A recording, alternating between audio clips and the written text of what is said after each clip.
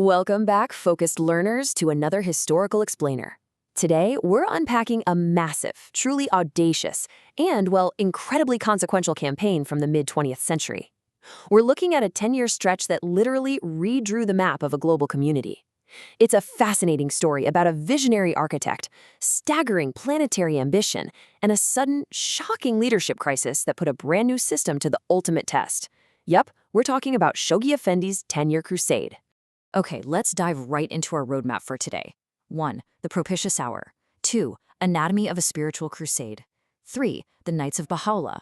4. Building the world center. And finally, 5. Crisis and victorious close. Starting off with Section 1, the propitious hour. Now, to really understand a campaign of this magnitude, we have to ground ourselves in the historical context it was born into. Just look at the brilliant symmetry built right into this timeline. The crusade didn't just happen out of nowhere. It was deliberately timed to ride this massive wave of historical commemoration. It launched in 1953, coming right off the momentum of a holy year that marked the birth of Baha'u'llah's mission a century prior. And it was designed to wrap up exactly a decade later, in 1963, for the centenary of his public declaration. So it's framed perfectly by these two great centenaries. But notice that 1957 marker. Right in the middle of this ascending arc, the sudden passing of Shoghi Effendi acts as a dramatic, totally unexpected pivot that changes literally everything. We'll get into that shortly. But before we get to the crisis, we really need to grasp the sheer audacity of this goal. The ambition was to achieve in a single decade feats eclipsing the territorial spread of the previous 11 decades combined. I mean, just let that sink in for a second. Shoghi Effendi was summoning this community to accomplish more in 10 years than the entire history of the faith had achieved since 1844.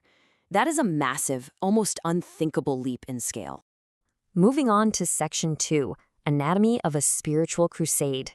Now, what's really interesting about this is how you even begin to organize a global expansion of that size. Well, it starts with one staggering number, 131. The plan actually called for opening 131 completely new, unopened countries and territories to the faith. We're talking about carrying this message literally everywhere, from the freezing Arctic Circle and remote deserts to the jungles of the Amazon and the ancient strongholds of Hinduism. And the logistical goals? Just as planetary in scale. Shoghi Effendi essentially deployed the entire administrative order for this. We're talking the formation of 44 new national spiritual assemblies, incorporating 33 of them, establishing 6 national publishing trusts, erecting 2 brand new houses of worship, multiplying national administrative headquarters across the globe, and sparking a vast increase in literature.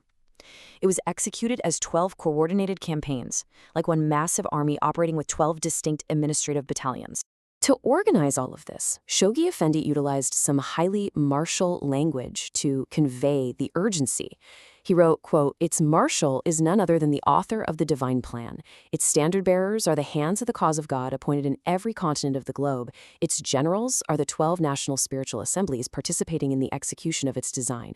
The organizational hierarchy here, it is precise, it's disciplined, and it is incredibly urgent. And this brilliantly illustrates how we have to decode historical texts sometimes. While we're hearing all these intense military metaphors, marshals, standard bearers, conquest, the historical reality on the ground was vastly different. The so-called generals were actually 12 democratically elected national spiritual assemblies, and the conquest was entirely about the advancement of spiritual civilization and education. The martial imagery gave the campaign its urgency and its structure, but it definitely didn't dictate the weapons. In fact, Abdul-Baha completely redefined what doing battle meant in this context. He wrote, quote, "To do battle, as stated in the sacred verse, doth not, in this greatest of all dispensations, mean to go forth with sword and spear, with lance and piercing arrow, but rather weaponed with pure intent, with righteous motives, with counsels helpful and effective, with godly attributes, with deeds pleasing to the Almighty, with the qualities of heaven." So, the conquest of the citadels of men's hearts, it was a conquest of education and love, absolutely not earthly dominion. Which brings us to Section 3, the Knights of Bahá'u'lláh. So, you're probably wondering, who were the everyday people actually executing this immense plan on the ground?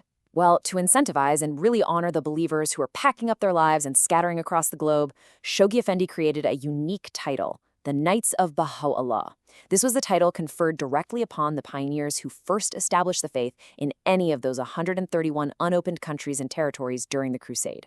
His call to action to these pioneers was sweeping. It was poetic, and it required incredibly deep spiritual consecration. He urged them, quote, "The hour is ripe to disencumber themselves of worldly vanities, to mount the steed of steadfastness, unfurl the banner of renunciation, don the armor of utter consecration to God's cause, gird themselves with the girdle of a chaste and holy life, unsheath the sword of Baha'u'llah's utterance, flee their homelands and scatter far and wide to capture the unsurrendered territories of the entire planet." And the global response was unbelievable. It was so incredibly fast that the roll of honor for these knights was largely completed in just over a single year. And beautifully, drawing a line from the past straight to the future, that illuminated scroll, which was conceived back in 1953, was physically deposited exactly where Shoghi Effendi requested, right at the entrance door of the Most Holy Shrine, decades later in 1992. It's just a really powerful visual of generational continuity. Section 4. Building the World Center. So while this massive outward expansion was happening all over the globe, there was a simultaneous inward consolidation going on.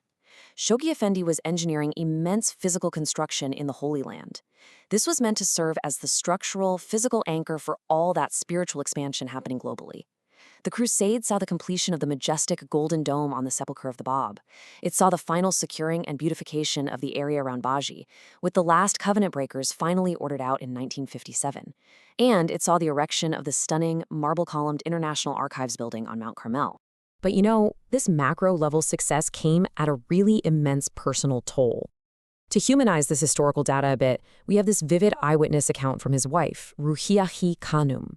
She wrote, quote, "Shoghi Effendi spent the hours of daylight leaning over his map, filling in its details with infinite care. All my remonstrances and those of his doctor had no effect. He was wholly absorbed in his task, forgetful of tired muscles, strained eyes, and overworked brain. Behind every single new point on that map was just a staggering burden of personal responsibility." Let's move to Section 5 and see how this builds to the crisis and Victoria's close. Right at the absolute height of this momentum, history takes a sharp, devastating turn. November 4th, 1957. With 6 full years of the 10-year crusade still remaining, the architect of the entire plan, Shoghi Effendi, dies suddenly in London from a heart attack following a bout with the Asiatic flu. It was a completely unexpected, massive historical shock, an absolute sudden interregnum. The leader was gone, and the map was only half filled. The news was sent out to the global community in an urgent cable by Ruhiya Khanum. But it wasn't just an announcement of grief, it was immediate, critical guidance. She wrote, quote, "Urge believers remain steadfast, cling institution, hands lovingly reared, recently reinforced, emphasized beloved guardian." Those standard bearers he had appointed, the hands of the cause, were suddenly called upon to step right into the void and hold the entire global community together. And the incredible historical reality here is that the system worked. It worked exactly as it needed to. The hands of the cause stepped up and did 4 vital things. 1, they held the worldwide community in complete unity without a guardian. 2, they oversaw the completion of the unfinished International Archives building. 3, they drove that massive 10-year crusade forward without missing a single beat, hitting the precise 1963 conclusion date. And 4, upon that victorious close, they convened the very first election of the Universal House of Justice. The administrative machinery that Shoghi Effendi had spent his entire life building survived his sudden absence and perfectly fulfilled his vision. Which leaves us with this final thought. When a visionary leader suddenly departs, does their mission die with them? Or can a perfectly designed institution guarantee its victorious close? The 10-year crusade proves pretty definitively that a rigorously built system, fueled by deep spiritual consecration, can outlast even the sudden loss of its architect. It's a fascinating look at the resilience of global movements. Well, that's all for today's explainer. Keep learning, keep structuring your knowledge, and we will see you next time.